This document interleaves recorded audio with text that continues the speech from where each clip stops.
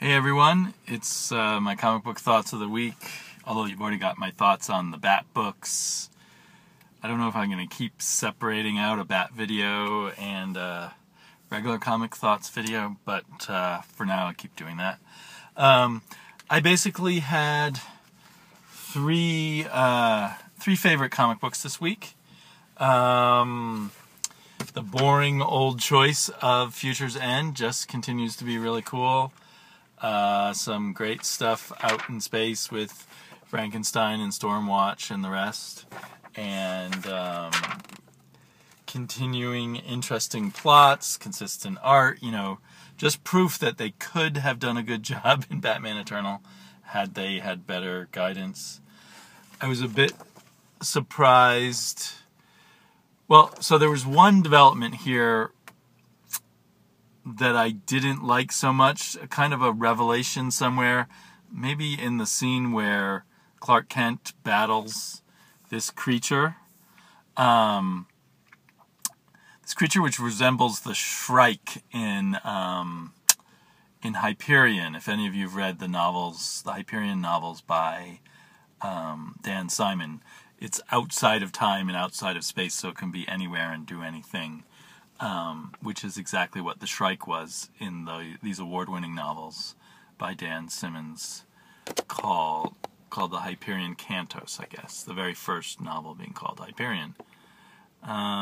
Sorry for the slowly moving iPhone. I haven't figured out what this yet. Anyway, the upshot of all that is that, so this is a bit of a spoiler if you haven't been following Future's End, you might want to fast forward until I put the cover down. The upshot is that we learn about Brainiac, that the Brainiacs we've met before are little pieces, little flawed shards of this ultra interdimensional, multiversal, beyond time and space Brainiac. And I'm kind of bummed by that. It's just too much. Why does everything have to go multiversal? Why does everything have to stretch so far and be so cosmic? Why does this... It so overshadows even the basic theme of mankind being destroyed by Brother Eye. I guess, you kind of like to up the stakes, but it just seems like, to me, upping the stakes too much. But it didn't take away from my enjoyment of this.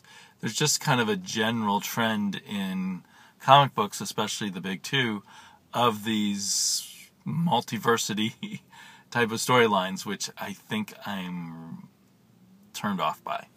But anyway, aside from that, and my fears for what the New 52, where the New 52 is going, this just remains the best thing from DC for me. Starlight. A little annoying that we got charged extra. We did get a lot of extra pages, so it wasn't that bad. For the finale, issue number 6 of Starlight. You can definitely see the movie with some aging action star playing it, and it'll be this really fun, really colorful movie other than the fact that it's an old hero going back to his glory days without any other twists. So I kept wondering if there was going to be a Mark Millar twist or grotesquerie or something awful, and I was kind of relieved now that we finished the whole story. It really is straightforward. Flash Gordon, as an old man, goes back and resaves the planet he once saved, and it's just a lot of fun with this incredible art. It's definitely one of those books that proves to me a decent script that gets out of the way of the artist and lets him do his thing can be a wonderful thing. We got a fun adventure script and a great artist. Gorlin Parloff, I'm going to have to keep an eye out for him. I hope he continues to do indie comics with some of the better writers, and the coloring by Sforcina, aided and abetted the art in every way, never got in the way. It really made it a beautiful package. I can even imagine double dipping on this and getting it in the trade just to read it as an adventure novel all on its own. And sometimes you just love a happy ending, and Mark Millar gives us like a happy ending on top of a happy ending on top of a happy ending, so that the planet's saved, the old man gets what he truly dreams of, the young boy gets what he dreams of, everybody ends this book happy. And I loved it. It's what I needed. Happiness. Sort of on the other end, because this is a very unhappy world, the world of Zero, this kind of slightly futuristic, born and molded spy.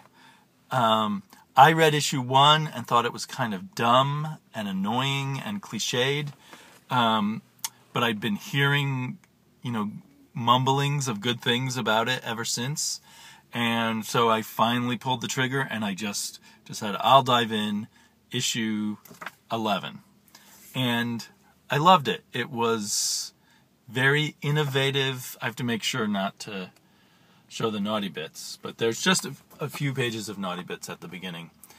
It's that kind of rough, almost satirical looking art that seems to be popular right now. I think of it as Scalera style just because he's the artist that I'm most focused on who does it.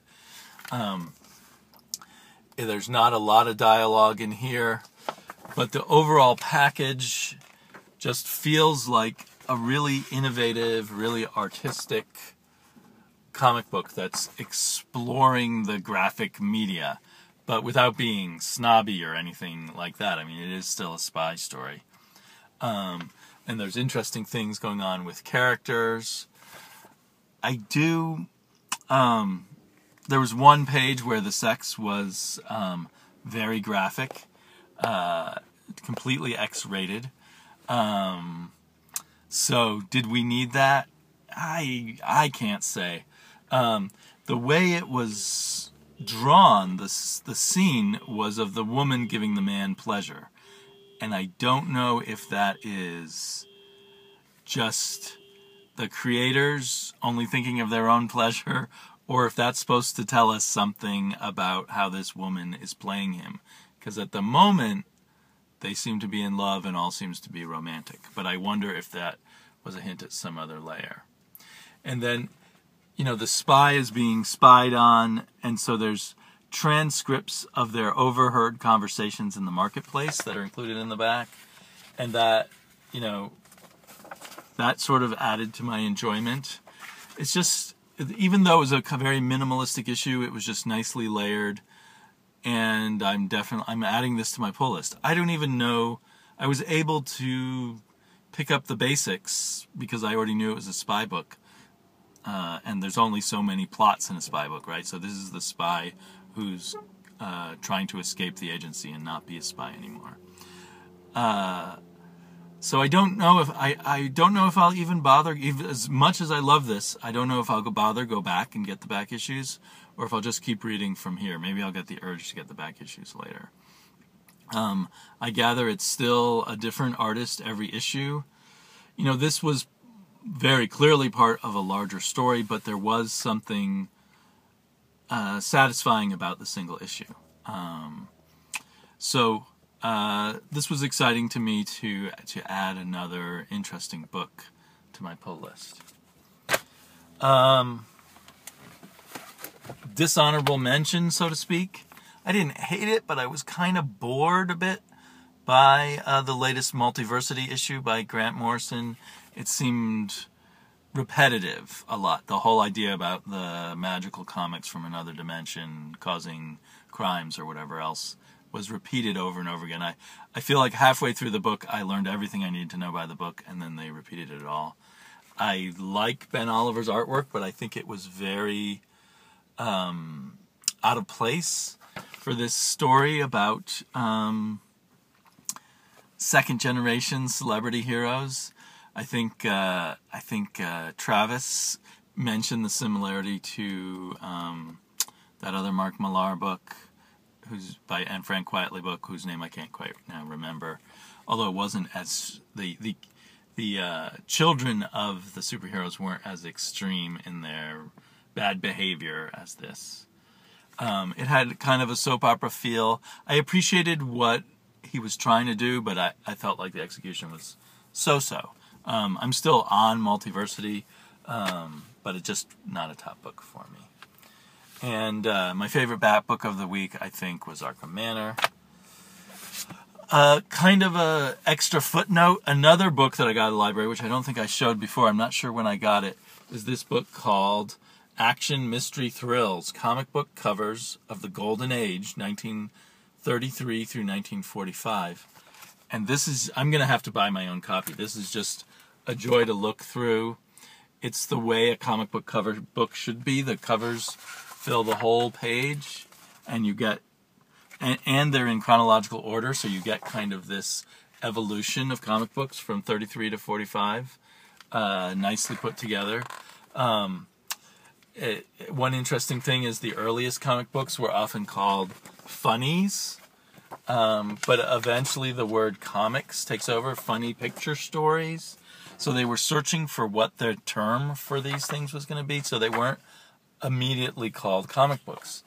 Picture stories shows up, and then, well, Detective Comics, I don't know if that's the first one to use the word comics. There's also Detective Picture Stories.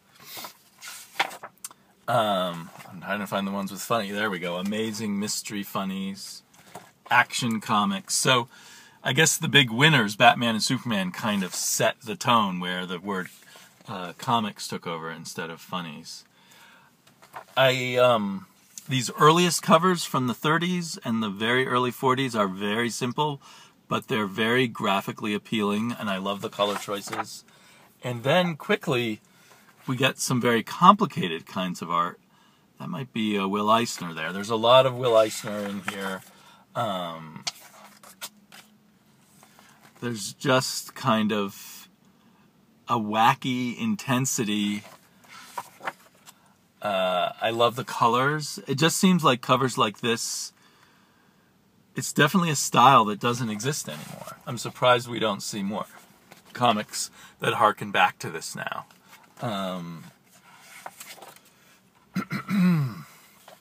Yeah. I just really enjoy looking through here. And in the back, they do have a few notes about each cover, and it tells you who did the art.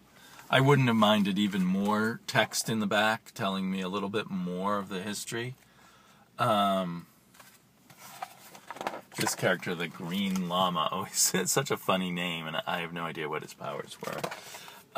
It's fun just to read the name. My daughter and I just went through here, and we would just read the names of all the heroes on the cover. Dickie Dean, the boy inventor, Presto Martin, Cloud Curtis. Does Daredevil get the claw at last? Silver Streak in a hair-raising episode. Captain Battle in great peril. There's lots of captains. There's a few majors. There's Nazis all over the place. It's kind of nice to have such a clear villain for people writing adventure stories. But, yeah, it's just amazing stuff. And it's made... I hadn't looked so closely at the Golden Age. I haven't ever really looked very closely at it. And looking at it through these covers was a lot of fun. I'd love another volume of this. So I will be purchasing this when I have some funds. That's kind of the great thing about the good library system here, where I have so many books I can look at and test out. Anyway, I'll talk to you all later. Bye-bye.